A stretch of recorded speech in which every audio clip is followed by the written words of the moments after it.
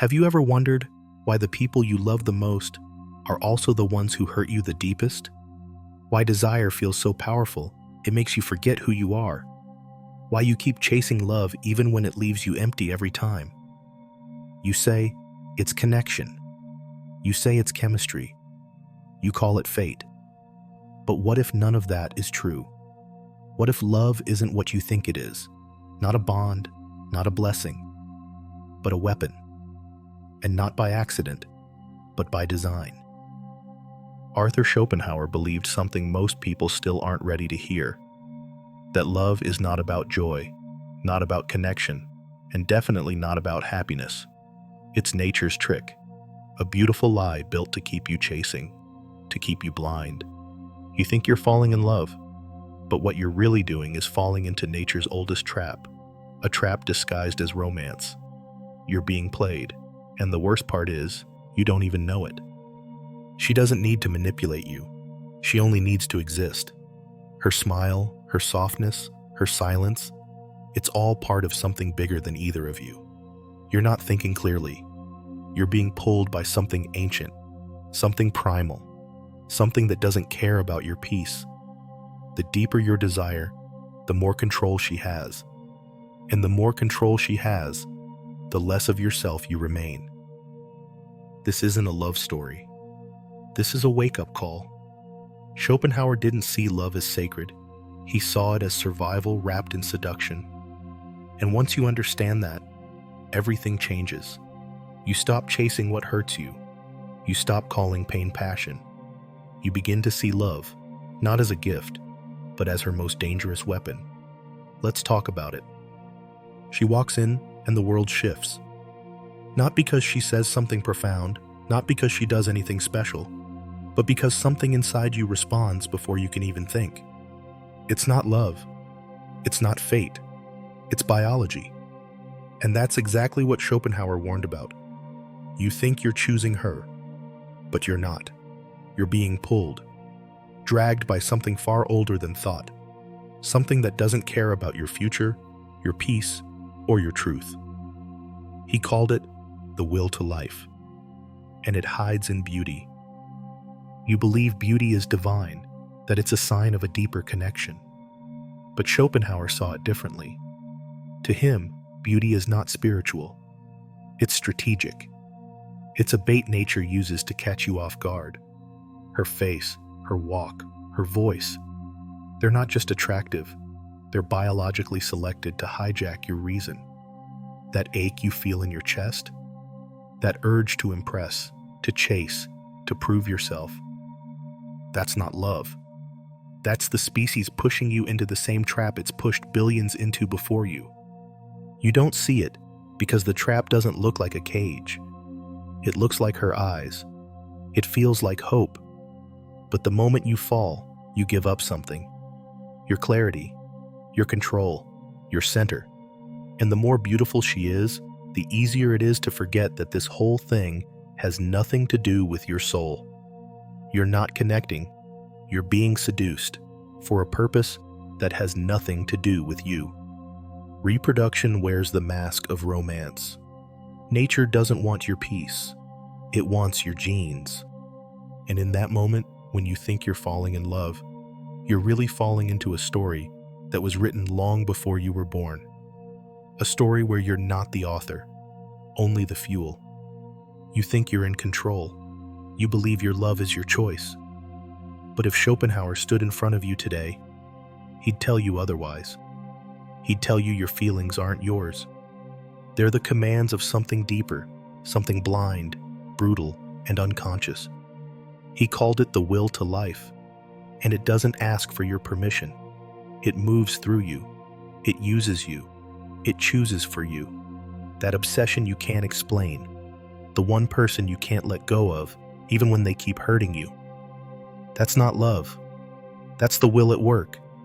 You don't fall in love with someone because they're good for your peace. You fall because your biology believes they'll carry your blood into the future. You feel it in your chest. It doesn't ask for logic. It doesn't wait for your standards. It pushes through with one goal: survival through reproduction. That's the uncomfortable truth. and no one wants to hear it, because it kills the fairy tale. But the fairy tale was a lie, always was. You suffer not because love is deep, but because it hijacks your mind. You think you're making choices. You think you're searching for a soulmate. But what you're actually doing is running a program. A pattern that's older than you, older than history. And while you believe you're chasing happiness, what you're really chasing is nature's command. You don't want her because she makes you whole. You want her because your instincts believe she's a key to the species. And here's the darkest part. Once the will is done using you, it moves on. The passion dies. The obsession fades. The fog clears. And you're left wondering why it all fell apart, never realizing it was never really about you in the first place. She says she loves you. You want to believe her. Every look, every touch, every whispered word feels real. But Schopenhauer would ask you, who is it that really loves you? Is it her? Or is it the will speaking through her? Because the truth is, it's not her soul reaching for yours. It's nature pulling strings behind the curtain. You're not being loved. You're being chosen by biology. And what feels like connection is just compatibility written in code you'll never see. She doesn't know she's doing it. You don't either. That's the trap. You think this is personal, sacred, rare. But she's not responding to your essence. She's responding to your utility, to your strength, your stability, your status, even if she doesn't admit it. It's instinct, not intimacy. The will to life doesn't care about poetry. It calculates silently who will protect, who will provide, who will make the strongest child. You mistake this selection for love, when in reality, it's survival. You spend years trying to prove you're worthy of her affection, but you never stop to ask, worthy by whose standard? Hers? Or something deeper inside her she doesn't even control? What you call connection is often just strategic chemistry. It feels like destiny, but it's a transaction wrapped in emotion. You give your soul, nature takes your seed. And here's the cruel part. Once you stop being useful to the mission, the feelings fade. Not because she's evil, not because she lied, but because the will found what it wanted, or didn't. What you thought was love was a negotiation you didn't know you were part of. She didn't betray you. Biology did. And until you see that, you'll keep falling for people who were never really choosing you, only what you could provide. You say you're in love, but deep down, you know something feels off. It's not calm. It's not clarity. It's chaos. You can't sleep, can't think, can't focus. You're constantly waiting for a text, for her attention, for some small signal that you're still wanted. Schopenhauer called this what it really is: madness. Not romance, not magic, madness. He believed desire was a kind of mental illness, a loss of self disguised as passion.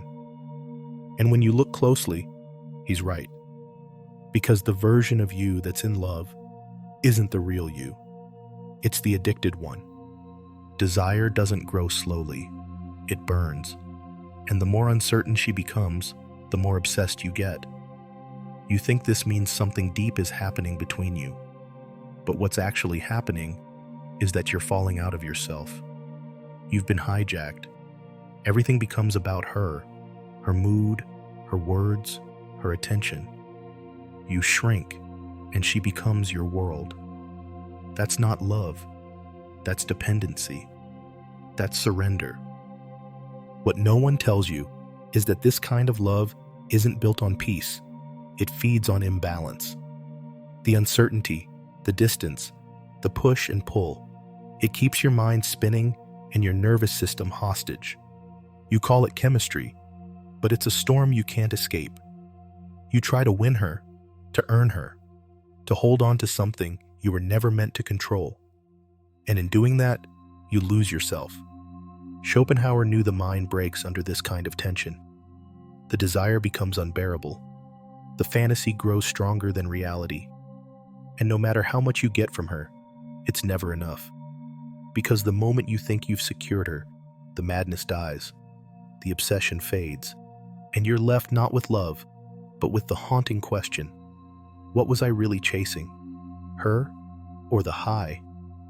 The moment you want her more than she wants you, the game is over. You've already lost. Not because she's stronger, but because you've given her the power. Schopenhauer understood this imbalance long before dating apps and situationships existed. He knew that the one who desires the most is always at the mercy of the one who needs nothing. And in love, it's rarely equal. One loves, the other allows it. Her power doesn't come from manipulation. It comes from your lack, from the hole inside you that you try to fill with her attention, her affection, her presence. And the deeper that hole, the more power she has. Because now she doesn't have to chase. She only has to withhold. One delayed message, one cold glance, one shift in tone, and you spiral. She doesn't have to explain. You'll do it for her. You'll question yourself, overthink every word, chase her with your silence, and suffer through her indifference. That's not love. That's imbalance disguised as intimacy. You think you're strong because you'd do anything for her. But real strength isn't found in devotion. It's found in detachment. When you need nothing, you become untouchable. But when you crave her attention like oxygen, you become predictable, reactive, weak, and she knows it. Even if she never says it, she feels it, and it shifts the dynamic. You chase, she chooses. Schopenhauer didn't believe love uplifts. It humbles. It strips you down to your most desperate self. And the more you worship her, the more invisible you become. Not because she wants to hurt you, but because nature never rewards those who need too much. In her eyes, you are not chosen because of your love. You are chosen when your absence weighs more than your presence ever did. You finally get what you wanted. She says yes. She stays. The late night calls turn into mornings together. The tension fades, and for a brief moment, everything feels complete. But then it happens. The feeling starts to shift. The excitement dulls. The mystery disappears. The desire begins to wither. And you can't explain why. You tell yourself it's just the honeymoon phase ending. But Schopenhauer knew better. He said this would happen. Because once desire is fulfilled, it dies. The fantasy can't survive the reality it creates. You chased her because you believed she was the missing piece. But once she becomes yours, something strange takes over. Dissatisfaction. Not because she changed, not because anything is wrong, but because the will got what it wanted, and now it doesn't care. The obsession that once burned through your body fades without warning, and in its place comes something far more dangerous. Boredom, irritation, restlessness. You begin to wonder if you made the wrong choice. But you didn't choose. You were chosen by a force inside you that never had your peace in mind. You believed the pain would end once you had her, that the chaos would quiet down. But the truth is, romantic fulfillment is one of the cruelest tricks. It promises completion, but delivers indifference. The fire doesn't burn out because she failed you. It burns out because your biology no longer needs it. And when that happens, what remains is the weight of your decision, a relationship born from a high, now surviving on memory. Schopenhauer said love's fulfillment only reveals love's illusion. You didn't find peace. You found the end of the chase. And now that the thrill is gone, you're forced to face something much harder than rejection. The emptiness of getting exactly what you thought you wanted. They tell you marriage is the goal, that once you find the right person and settle down, everything will make sense. But Schopenhauer called marriage what it truly is, a contract written by nature, not for your happiness, but for the survival of the species.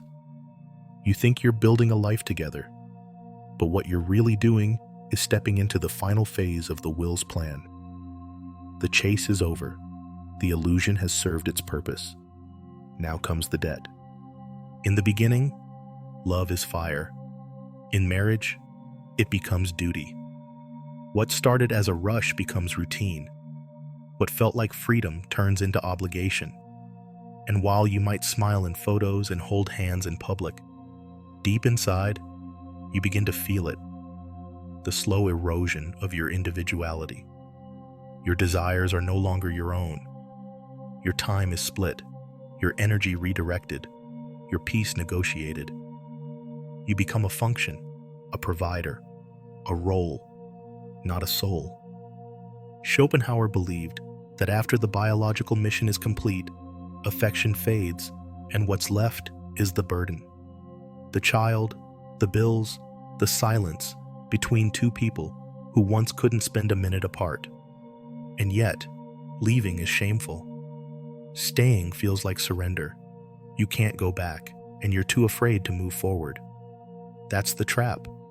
Nature designed it this way. Because once you're in, breaking free comes with a cost. Emotional, financial, spiritual. Marriage isn't always hell, but for many, it's a slow forgetting of who they once were. You don't just marry her, you marry the demands of the will. You marry the end of desire. And the tragedy is that most don't even realize they've been captured.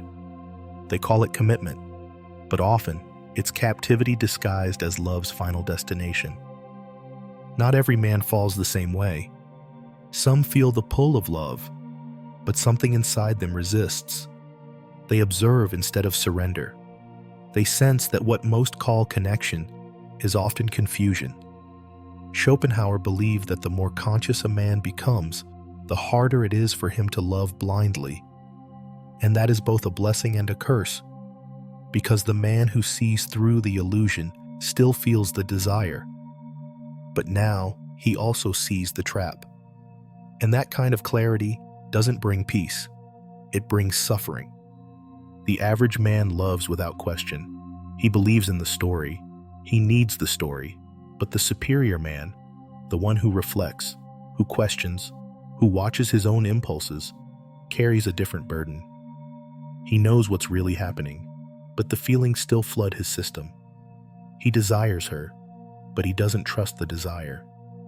He sees beauty, but knows it's nature's disguise. He aches for love, but can't unsee the machinery behind it.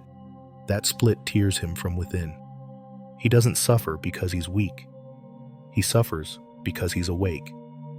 And when you're awake in a world built on unconscious craving, every interaction feels heavy. You notice the games.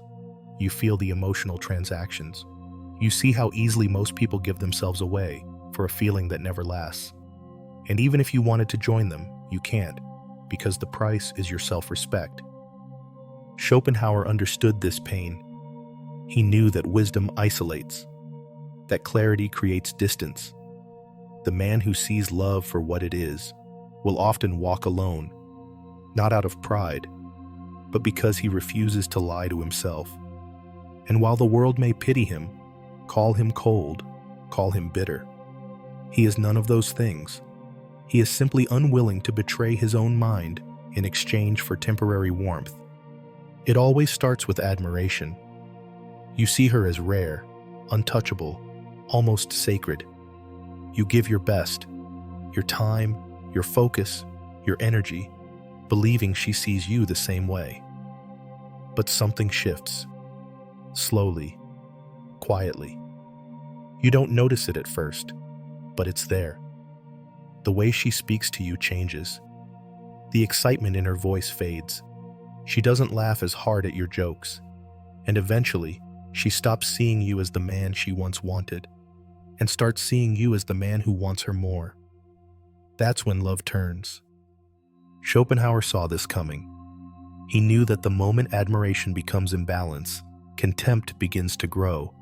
Not always loud, not always cruel. Sometimes it's passive, silent, invisible. But it's there, in her indifference, in your anxiety, in the power shift you can't quite explain. What once felt like connection now feels like performance. You're trying harder. She's pulling away. You overthink every word. She doesn't even notice. That's not chemistry dying. It's value being reassessed. She doesn't hate you. She just doesn't feel the same gravity anymore. And deep down, it's not even about you. It's about how desire works. The one who is chased too long eventually gets tired of being chased. And the one who chases too much eventually gets tired of being ignored. You both change, and neither of you admits it. So you stay, out of guilt, out of habit, out of fear. Schopenhauer would say the whole structure was flawed from the start, built on instincts, not understanding. And once those instincts fade, there's no depth left to carry it. What remains is resentment. You resent her for withdrawing. She resents you for needing. And in that cold silence between two people who once felt fire, something brutal is revealed. Contempt is not the opposite of love. It's what love becomes when respect dies. You thought the story ended with her, that if you could win her love, keep her loyalty, maybe marry her, then you'd be free. But Schopenhauer would laugh at that illusion, because he knew the will isn't interested in your love story. It only uses it to get what it really wants, the child. You believed you were choosing her, but all along, it was life choosing itself, through you. Once the child is born, the mask falls off. The game is over. The will has succeeded. And now, you pay the price. You're no longer just a man. You're a provider, a protector, a permanent fixture in someone else's survival plan. Everything shifts. Her needs change. Yours are secondary. Her affection changes. Her body, her mood, her identity, all pulled in directions you can't follow. And you're left questioning why it suddenly feels like she's gone. But she hasn't disappeared. She's just become what nature requires her to be, a mother first. Schopenhauer saw that the child is the will's ultimate goal, and everything before that is just bait. The romance, the passion, the obsession, it's all there to bring two people together long enough for nature to reproduce itself. After that, love often becomes memory, and what you thought would complete you ends up consuming you. You may love your child deeply. That love is real, but it comes with chains. You now serve something larger than yourself, often at the cost of yourself. Your freedom, your peace, even your sense of identity, traded for a role you didn't fully choose, but can never escape. The will doesn't ask for permission. It just uses you. And when its mission is complete, it doesn't thank you. It leaves you holding the weight of a life that no longer feels like yours.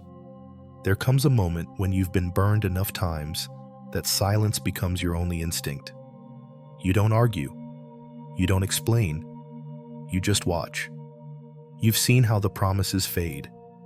You've felt how fast love turns cold. And now, every time a new connection starts, there's a quiet calculation running in the back of your mind. Not out of bitterness, but from experience. You know what this is. You've been here before, and you're not sure you believe in any of it anymore. Schopenhauer didn't say to hate love. He said to understand it, to stop letting it rule you like a drug you refuse to stop taking. He believed that liberation doesn't come from finding the right person, but from no longer being ruled by the inner force that keeps searching for them. The will wants you chasing, needing, suffering. It doesn't care about your peace.